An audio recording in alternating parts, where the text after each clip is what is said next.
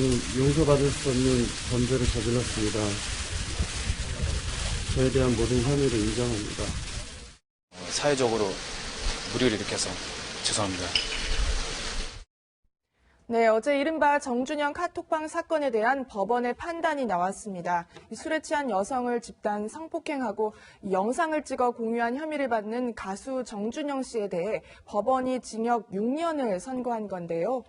네, 정준영 씨와 함께 집단 성폭행에 가담한 혐의를 받는 가수 최종훈 씨에게도 징역 5년을 선고를 했습니다. 오윤성 교수님, 여러 가지 이제 집단 성폭행뿐만 아니라 여성을 불법으로 촬영하고 영상 유포한 혐의까지 광범위하게 다 법원이 인정을 한 것 같습니다. 네, 그렇습니다.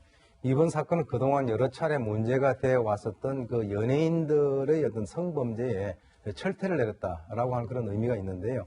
재판부는 이제 피해자 진술에 신빙성이 있고, 그렇게 해서 이제 정준영 6년, 최종훈 5년 유죄 선고를 내렸습니다.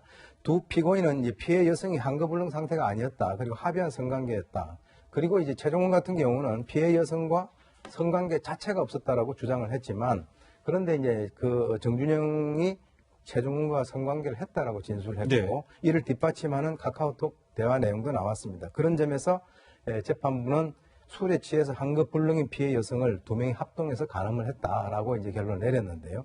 사실 이 두 사람은 그 대중의 커다란 인기를 얻고 있는 그런 가수로서 재력이라든가 명성에 버금가는 그런 어떤 책임을 충분히 부담을 해야 되는 것이 당연하다라고 하면서 사실 그 합동 중간간이라든가 또는 중간간 강제추행 이렇게 하고 카톡 대화방에 올린 그것은 여성들을 단순한 어떤 성적 쾌락 도구로 생각을 한 것이 아닌가. 이것을 호기심이라든가 또는 뭐 단순히 어떤 장난으로 보기에는 범행이 너무 중대하다라고 네. 해가지고 엄중 처벌을 한 것으로 보입니다. 네, 사실 어제 선고가 내려진 뒤에 이 정준영 씨와 최종훈 씨가 눈물을 흘렸다. 특히 최종훈 씨는 통곡을 했다 이렇게 전해지는데요. 장 교수님, 뭐 뒤늦은 후에 이렇게 봐야 될까요?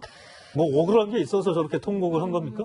모르겠어요. 여러 가지가 섞여 있을 거예요. 딱 한 가지 원인이 있을 것보다는 그동안의 수사 과정이나 또 구속돼서 이렇게 쭉 이 시간 모든 게 떠올랐을 수도 있고 또 뭐 진심 어린 반성일 수도 있고 후회일 수도 있고 억울한 걸 수도 여러 가지가 있겠습니다만 어쨌거나 조금 이례적인 모습이라는 게 이제 포인트인 것 같습니다. 일단은 같이 구속 기소됐던 권 씨, 김 씨와 함께 최종훈 씨, 정준영 씨 함께 법정의 모습을 드러냈는데 최종훈 씨, 정준영 씨는 정장 차림으로 나머지 두 사람은 수의 차림으로 등장을 했고 일단 판사가 한 50분 정도 쭉 이 과정을 읽는 과정에 최종훈 씨와 정준영 씨가 서로 번갈아 얼굴을 바라보기도 하고 또 판사 얼굴을 바라보기도 하고 이 과정에서 상당히 좀 감정적으로 흔들리는 모습이 시종일관 포착이 됐다고 합니다. 그러니까 한숨을 푹푹 내쉬기도 하고 얼굴이 좀 붉어지기도 하고 여러 가지 이제 복잡한 감정 기류가 많이 느껴졌는데 결정적으로 재판부가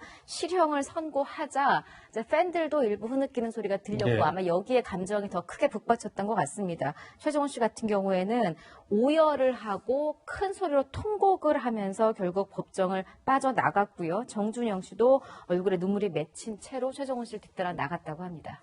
네. 후에 울음이었으면 좋겠는데요. 그렇죠. 예. 예.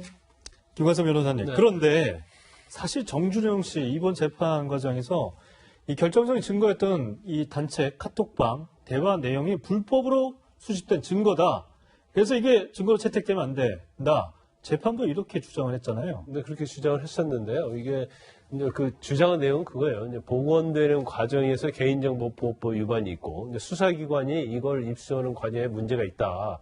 우리가 이제 독수 독과 이론이라고 합니다. 그래서 유법하게 수집된 증거는 이제 증거를 쓸 수 없다 이렇게 지금 우리 법 원칙이 그런데 재판부에서는 이건 증거 능력이 있다 이렇게 주장을 판단을 내렸어요. 네. 배보 동기는 공공의 이익을 위한 것이기 때문에 개인의 인권권 침해 등보다 우월하다. 그러니까 증거 능력이 있다는 건 아닌데 일단 유법하게 수집된 증거는 아니라는 네. 거예요. 더군다나 지금 정준영 씨 변호인이 주장한 것 중에 하나가 이렇게 유법하게 수집된 증거의 이제 대화 내용 있잖아요. 이걸 가지고 수사가 진행이 됐는데 그의 수사에 진행된 피의자 신문조서랄지 피의자 진술조서 자체도 이것은 2차적으로 파생된 거니까 증거 능력이 없는 거 아니냐. 그런데 법원에서는 일단은 유법하게 수입된 증거는 아니다 이렇게 판단을 내렸어요. 그런데 그 일부에 대해서는 아마 이제 캡처된 것이 문서로서 제출된 걸로 보입니다. 그런데 그러면 이것이 정말 진위 여부를 확인할 수 있어야 하는데 네. 그 부분이 확인이 안 되기 때문에 진정 성립에는 문제가 있어서 네. 증거 능력은 없다 이렇게 판단했어요. 그러니까 유법하게 수입된 증거는 아니지만 증거 능력은 없다 이렇게 판단한 거죠. 네. 사실 뭐 이 두 사람이 동종 전과는 없고 초범인데 징역 5, 6년의 중형을 선고를 받았습니다. 그래서 이 부분에 대해서 이 2명 이상 뭐 성폭행하는 특수 중간간 혐의가 인정되었기 때문이다라는 이렇게 얘기도 나오는데요. 또 사실 김 변호사님 그래서 이런 부분과 관련해서 이 두 사람은 집단 성폭행이 아니라고 주장을 했잖아요. 형량을 좀 낮추려고 했던 것인가요? 일단 뭐 그 부분에서는 무죄를 주장을 했겠죠. 왜냐하면 네. 집단 성폭행이 돼버리면 형량이 굉장히 세거든요. 그렇죠. 그래서 그건 무죄를 주장하는데 정준영 씨 측에서는 그렇게 주장했어요. 여러 명이 같이 최종훈과 같이 성관계를 한 건 맞다. 근데 이건 강제가 아니고 합의한 성관계다 이렇게 주장을 했고 네. 네. 최종훈 씨는 나는 성관계 자체를 아예 한 적이 없다 이렇게 주장을 했어요. 너무 엇갈리네요. 네, 그러다 보니까 정준영 씨 주장에 의하면 같이 성관계를 했다는 것이 되기 때문에 결국 최종훈 씨의 주장은 거짓말이라는 것이 재판부에서 판단을 한 거죠. 그래서 원래 아마 이제 시청자 여러분 입장에서는 아니 특수관관을 했는데 왜 이렇게 형량이 저렇게 작게 나왔지 그렇게 생각하실지 뭐 아마 그런 생각을 하실 네. 거예요. 그런데 네. 일반적으로 형량은 저렇게 나옵니다. 5년 정도 나오면 상당히 많이 나왔다고 볼 수 있어요. 네, 알겠습니다. 얘기는 여기까지 하고요. 이 시간 한예킹 다음으로 넘어가 보도록 하겠습니다.